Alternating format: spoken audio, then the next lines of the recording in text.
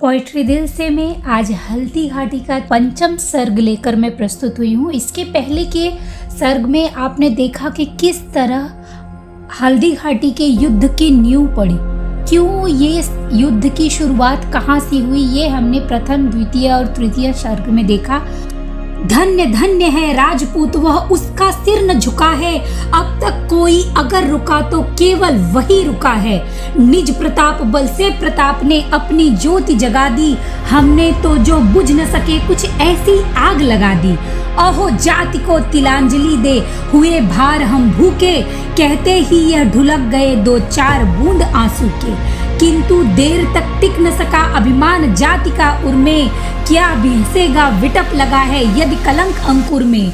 एक घड़ी तक मौन पुनः कह उठा मान गर्वीला, देख काल भी डर सकता मेरी भीषण रणलीला। वसुधा का कोना धरकर चाहो तो विश्व हिला दूं, गगन मही का क्षितिज पकड़कर चाहो तो अभी मिला दूं। राणा की क्या शक्ति उसे भी रण की कला सिखा दूं, मृत्यु लड़े तो उसको भी अपने दो हाथ दिखा दूं। पथ में ही मेवाड़ पड़ेगा चलकर निश्चय कर लूं, मान रहा तो कुशल नहीं तो संघर्ष से जी भर लूं। जब मान ने शोलापुर जीत लिया तो उन्हें लगा कि अब तो एक राणा प्रताप ही बाकी रह गए हैं, बस रास्ते में मेवाड़ पड़ेगा, एक बार कोशिश कर लेता हूँ उन्हें हराने की।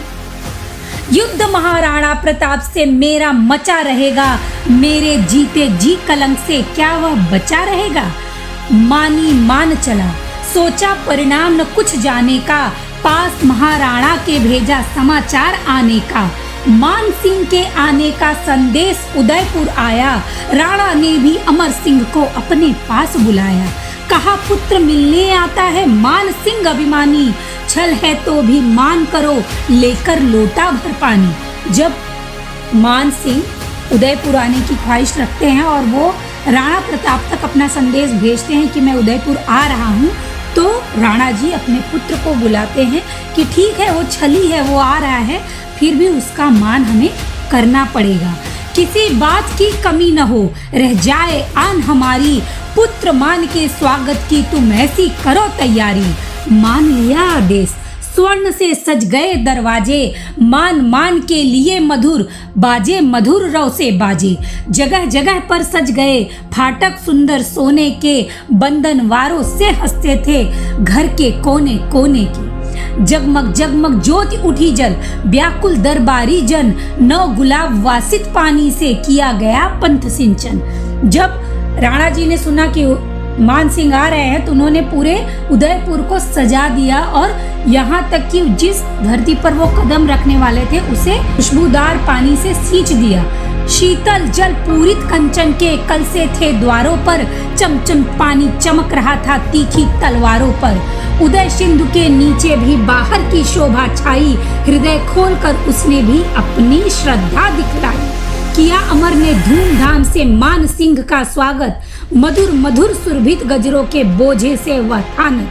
कहा देखकर अमर सिंह का विकल प्रेम अपने मन में, होगा यह सम्मान मुझे विश्वास न था सपने में। शत शत तुमको धन्यवाद है सुखी रहो जीवन भर, झरे शीश पर सुमन श्रेयस के अंबर तल से झरझर। धन्यवाद स्वीकार किया कर जोड़ पुनः वह बोला, भावी भीषण रण का दरवाजा धीरे से खोला। समय हो गया भूख लगी है चलकर भोजन कर ले, थके हुए हैं ये मृदुपद जल से इनको तर कर ले। जब मान सिंह वहां पहुंचा और उसने अपनी इतनी आवभगत देखी तो वो अंदर ही अंदर कंफ्यूज हो गया कि उसे अब आगे क्या करना है। पर मन में तो युद्ध का भाव था और धीरे धीरे वो युद्ध का भाव बाहर आने लगा। सुनकर विनय उठा केवल रख पट रेशम का तन पर, धोकर पद भोजन करने को बैठ गया आसन पर। देखे मधु पदार्थ पन्ने की मृदु प्याली प्याली में, चावल के समान मनोहर सोने की थाली में। घी से सनी सजी रोटी थी रत्नों के बर्तन में, शाक खीर नमकीन मधुर चटनी चमचम कंचन में। मोती झालर से रक्षित रसदार लाल थाली में, एक और मीठे फल थे मणितारों की डाली में। पर न वहां भी राणा था, बस ताड़ गया वह मानी, रह गया जब उससे तब तब वह बोला अभिमानी। जब वह भोजन के लिए बैठा, अमर सिंह ने कहा कि चलिए भोजन कर लीजिए, आप इतनी दूर से आए हैं, आपको भूख लगी होगी। और जब वो वहाँ भोजन करने के लिए प्रस्तुत होते हैं तो उन्हें बहुत सारे व्यंजन दिखते हैं, पर अगर कोई नहीं दिखता तो वो महाराणा प्रताप नहीं दिखते हैं। तो मान सिंह बोल उठता है, अमर सिंह भोजन का तो सामान सभी सम्मुख है, पर प्रताप का पता नहीं, एक यही अब दुख है। मान करो पर मान सिंह का मान अधूरा होगा, बिना महाराणा के यह आतिथ्य न पूरा होगा। मान सिंह कहता है कि बिना महाराणा प्रताप के इस आतिथ्य को मैं स्वीकार नहीं कर पाऊंगा। जब तक वह भोजन न करेंगे एक साथ आसन पर, तब तक कभी न हो सकता है मान सिंह का आदर। अमर सिंह इसलिए उठो तुम, जाओ मिलो पिता से, मेरा यह संदेश कहो मेवाड़ गगन सविता से। मान सिंह कहते हैं अमर सिंह से कि जाओ अपने पिताजी को बुलाओ और उनसे कहो कि बिना उनके साथ किए मेरा यह भोजन मुझे स्वीकार नहीं है। बिना आपके वन ठहर पर ठहर सकेंगे क्षण भी, छू सकते हैं नहीं हाथ से चावल का लघुकण भी। अहो विपत्ति में देश पड़ेगा इसी भयानक तिथ से, गया लौट कर अमर सिंह फिर आया कहाँ अतिथि से। मैं सेवा के लिए आपकी तन मन धन से आकुल, प्रभो करे भोजन वह है सिर के पीड़ा से व्याकुल। अमर सिंह कहते हैं मान सिंह जी से कि मेरे पिताजी नहीं आ सकते, वो आपके साथ भोजन नहीं कर सकते, उन्हें बहुत सिर में दर्द है। पथ प्रताप का देख रहा था, प्रेम न था रोटी में, सुनते ही वह कांप गया, लग गई आग चोटी में। घोर अवज्ञा से ज्वाला सी लगी दाकने त्रिपुटी, अधिक क्रोध से वक्र हो गई मान सिंह की भ्रुकुटी। चावल कण दो एक बांध कर गरज उठा बादल सा, मानो भीषण क्रोध वाही से गया अचानक जलसा। कुशल नहीं राणा प्रताप का मस्तक की पीड़ा से, ठहर उठेगा अब भूतल रणचंडी की क्रीड़ा से। जिस प्रताप की स्वतंत्रता के गौरव के रक्षा की, खेद यही है वही मान का कुछ रख न सका बाकी। बिना हेतु के होगा ही वह जो कुछ बदा रहेगा, किंतु महाराणा प्रताप अब रोता सदा रहेगा। मान सिंह ने कहा अगर वो मेरे साथ भोजन नहीं कर रहे हैं और उनके सिर में पीड़ा है तो अब इसका उन्हें सदैव जीवन भर दुख रहेगा। मान रहेगा तभी मान का हाला घोल उठे जब, डग डग डग ब्रह्मांड चराचर भय से डोल उठे जब। चकाचौंध सी लगी मान को राणा की मुखभा से, अहंकार की बातें सुन जब निकला सिंह गुफा से। दक्षिण पद कर आगे कर तर्जनी उठाकर बोला, गिरने लगा मान छाती पर गरज गरज कर गोला।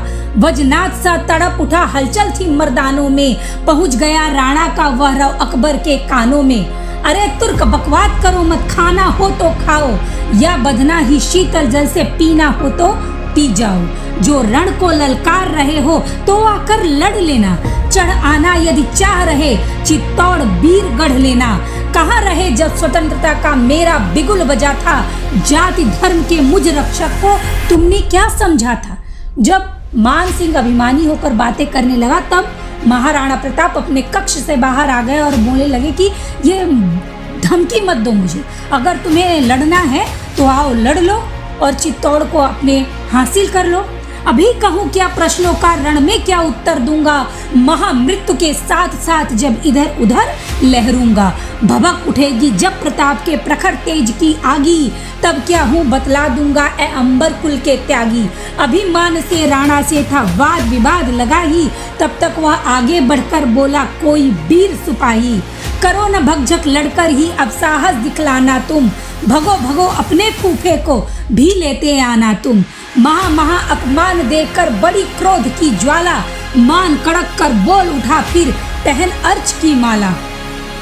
राणा जी ने कहा कि ठीक है, आपको अगर लगता है तो आप अपने फूफा जी यानी कि अकबर को भी साथ लेते आना युद्ध करने के लिए। सुनते ही मान सिंह अपमान की ज्वाला में जल उठे। मान सिंह की आज अवज्ञा कर लो और करा लो, बिना विजय के ऐ प्रताप तुम विजय फेत फहरा लो।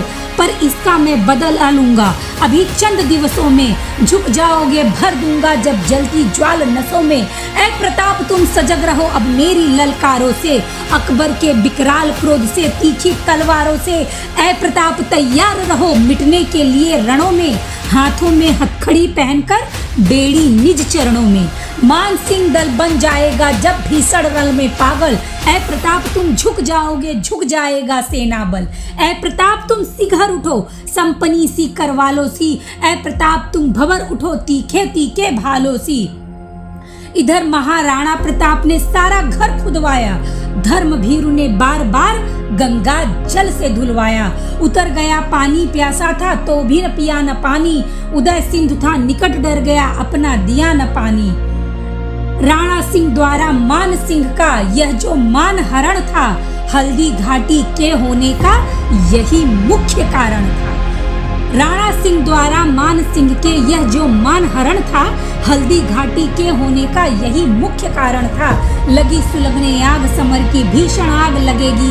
प्यासी है अब वीर रक्त से, माँ की प्यास बुझेगी। स्वतंत्रता के कवच पहन विश्वास जमा कर भाला में, कूद पड़ा राणा प्रताप उस समर वही की ज्वाला में। ये सबसे मुख्य कारण था जिसके लिए जब राणा जी द्वारा मान सिंह का अपमान हुआ और मान सिंह ने ठान लिया कि अब वो चित्तौड़ जीत कर ही रहेंगे, तो ये मुख्य कारण माना जाता है हल्दी घाटी के युद्ध के होने का। अब हम अगले सर्ग में सुनेंगे किस तरह हल्दी घाटी के युद्ध ने अपना अगला पड़ाव लिया। अगर आपको ये कविता पसंद आई हो तो मेरे चैनल को सब्सक्राइब करें और लाइक का बटन प्रेस करना ना भूलें। जल्द ही मैं आपसे मिलती हूँ अगले सर्ग के साथ। तब तक के लिए धन्यवाद।